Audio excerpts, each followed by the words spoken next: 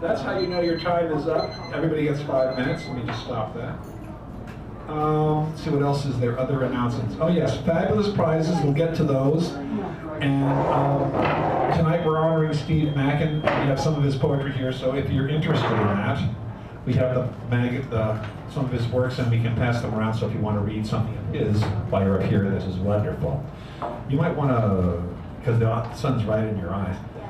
Okay. Anyway, so now's the time to line up and sign up if you're interested in the open mic. And then I'll talk about the fabulous, wonderful prizes which are designed, like I say, with your minds in mind.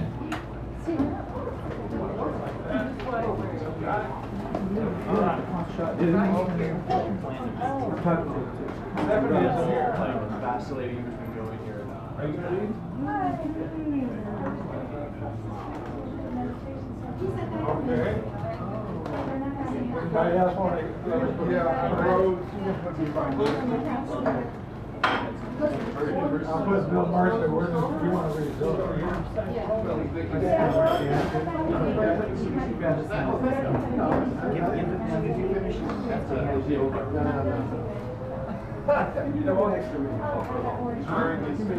His bumblebee shirt.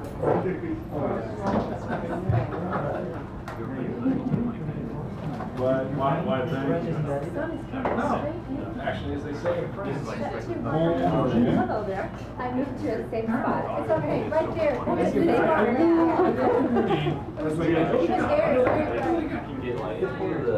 Oh, yeah. Well, good to see you. It's going to be fun.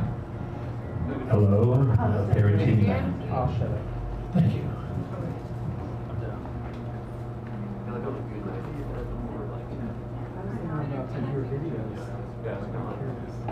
I'll end there just in case.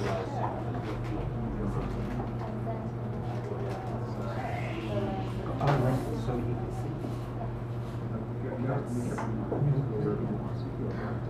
When you read, I'll know it's much in there. You're my seat. No, I don't forget. Good job for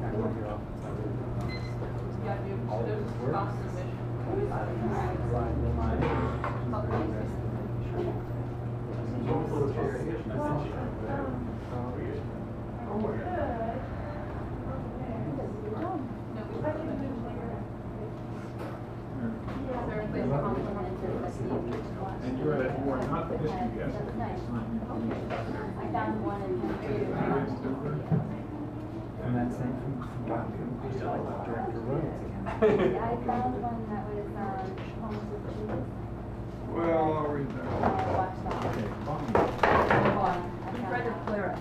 I saw you too. It was outside.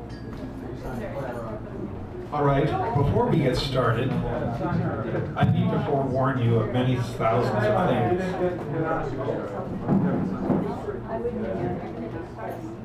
I got it.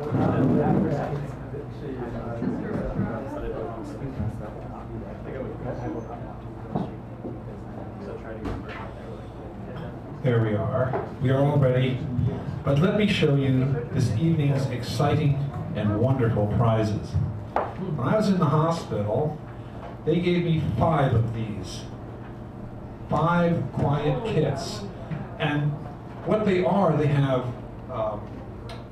what do you call this? An eye shade, earplugs, and a few other things in there in case you really want to be quiet. So I figured since I had 5 of these, and I still have a few more at home, I'll give one of these away. The Sound and the Fury by William Faulkner. The Sound and the Fury by William Faulkner.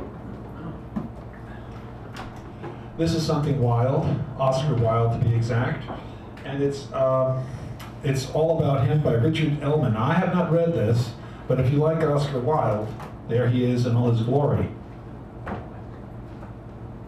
Ken Kesey, The Demon Box. I've not read this either, but I think this is a Steve Mackin book. There he is in the back, Ken Kesey. There you are, Demon Box. I've never heard this one. I haven't either. And this is Babylon by Bus, Ray Lemoyne and Jeff Newman. Now this I had heard of, and it's pretty interesting and fascinating, but I didn't have a chance to read the darn thing. So, Babylon by Bus. Demon Box and Kesey, I signed it. Oscar Wilde by Richard Ellman, and of course William Faulkner. And in case all this is really bothersome, you have the Quiet Kid. So the only other prize that there is deciding to be the mini feature. You say, I want to be the mini feature, I don't want one of those prizes. Well then, of course, you can choose to be the mini feature next week, and you don't have to take one of those other prizes. But if someone takes the mini feature, well, you can't decide to be the mini feature because it's only one of those. And it's not even up here. It's the invisible prize that should never be mentioned. Anyway, is there anything else? People out here are tired of my favorite political joke. You know what my favorite political joke is? George W. Bush. That's my favorite political joke. Anyway, enough said on that.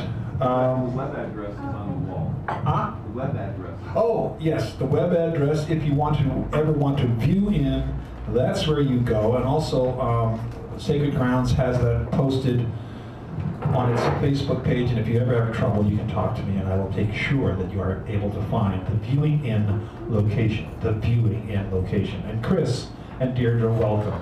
We're just about ready to get started. I'm going to sign you in before you even have a chance to sit down. Hi. Just 2 pictures. May I? You may. Good to see you. Yeah, if we can sign before the break. You won't be following one another. You'll be on first. Because she might have to. Okay, ship it her first. Yeah. And then you're going to be after me. Okay. All right. Is there anything else? Oh, these are the people who have given their regrets. They regret that they cannot be here. It's a rather long list, but I'll cut it short. Dr. John Thomas, Thomas Edison, King Philip of Spain, Laura Nero, Brian Epstein, Brian Wilson, Wilson Pickett, Blondie Dogwood, Little Richard, Richard the Lionheart, Lionel Richie, Richie Rich, Little Richard, and Mitch Miller, who along with Pat Robertson will be doing oral exams in his own personal style. So they've all sent their regrets. We can't have them here, but we will have them at some point, or they will have us. That's another thing altogether. First up is, I think it's you, right? That's me. Buford Button is first up. Give him a nice round, he warms it up, we get it going. We'll have a good time, soon to be had by all. All right. Oh, I can hear myself. That's good. That's a good sign. This kid, it keeps doing that though. I don't know why it's doing. It's gonna fall off eventually. Yeah. Hey man, thank you. I know how to do things, I know how to do You things. do know how to do that. I don't know how to do Okay. them. You don't know how to do them? Not very often. You're shooting him. Am I? Oh, Do a poem, do a poem. Okay. Do a poem, then we'll do them. Okay, this is called The Young Woman. The young woman at the Embarcadero BART station, streaked blonde-haired, golden strapped, space-age looking boots. He's going to be the main feature, so we're going to try to do a quick one for us. Okay. Thank you. So let me just read the next few that are coming up so you're not surprised. We have John Rhodes, Owen Dunkel, Stephen Coppell, Clara Sue, Deirdre, then Harold. So give her a nice little round for John as he comes up, and then Owen is next.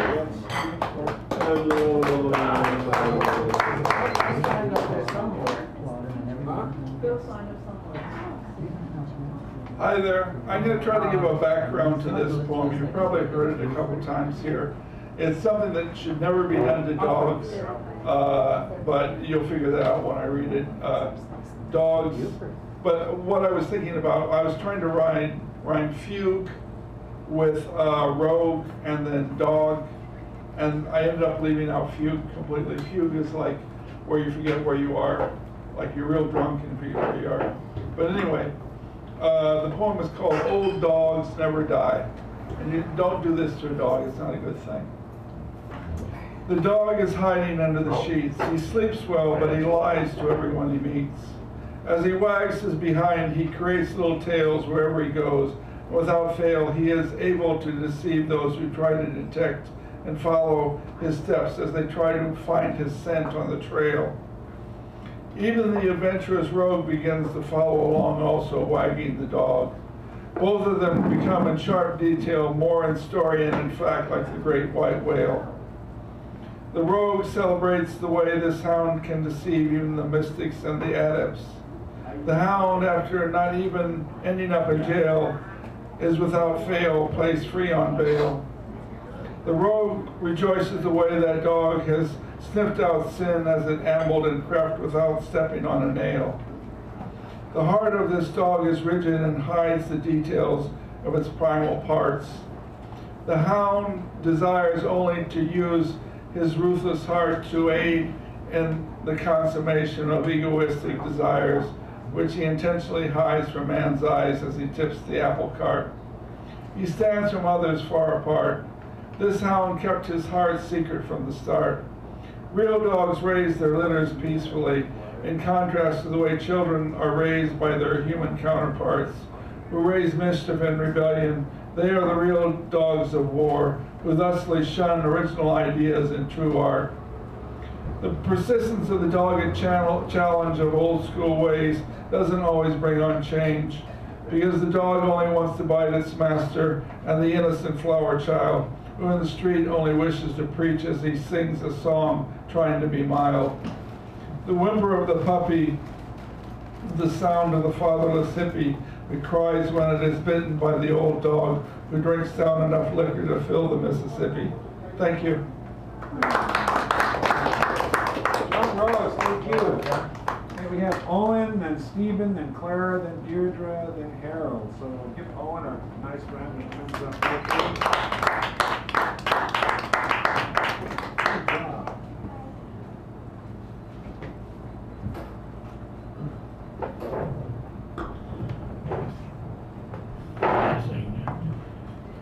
Can everybody hear me? There, good. Yes. Very good.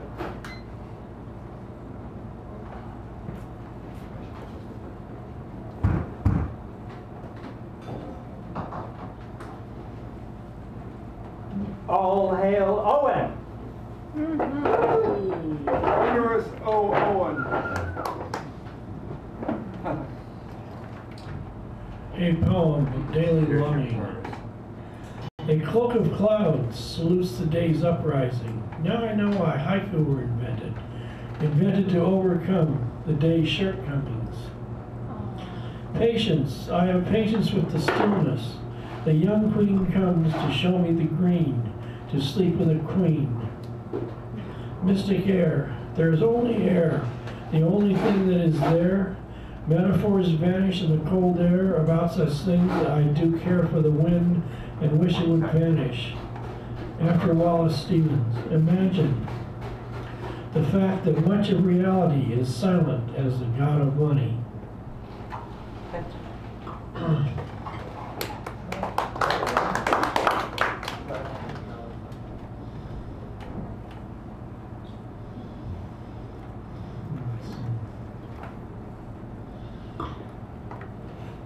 Sonnet at Starbucks. The well abounds in fame and fortune, a fortune of nonsense. The day is half over. It has danced its lonely way upon me. Music drifts the afternoon bass way down, trying to sing its way down to the lower depths of feeling. There is nothing and nothing there is. Willie Nelson is mournful, crying from the country depths. People have left me and it is half my fault. The day is a past tense trying to live up to itself. The day is sunny, but there are clouds on my mind. The day says hello to more tedium than romance. My mind is a metaphor, not the reality of nonsense I cannot avoid. There is no more to depth than death. There is only enough.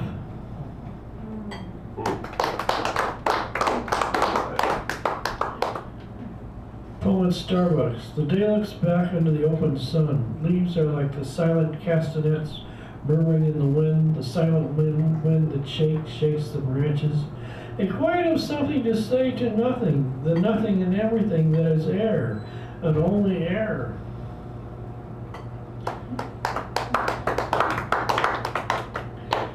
Sounded at Starbucks after Robert Lowell. Here at Christ's Madhouse, the quiet begets more quiet. The iron horse of reality yawns no more today. Today the shoppers walk and laugh past the window. Lowell thundered past my ears. Here no one hears what little my sound there is on a quiet day like all days. I remembered Cronkite years ago. Thank God there is California and there is no snow. However, the wind is sharp enough. People are bundled on the street and their steps are silent. Their faces are tense. I am dense at the beginning, the windy, cruelest month.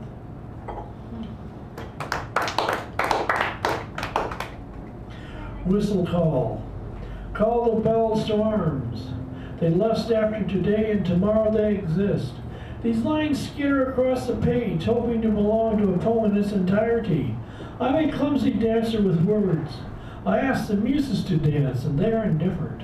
They look at me like ugly sisters at a ball. Call the lions to rest, not roar. They are my last chance to dance with the indifferent muses. It is their boredom at my not indifferent advances that I seek and find in the calliope of quiet and tittering, affluence and hauteur.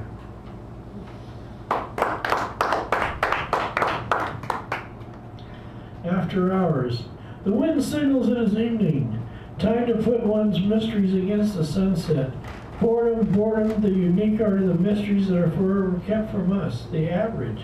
I must resign myself to my run-of-the-millness, a keeper-upper with the ordinary. It depresses me, all of which I do not know, as though I am uncomputerized.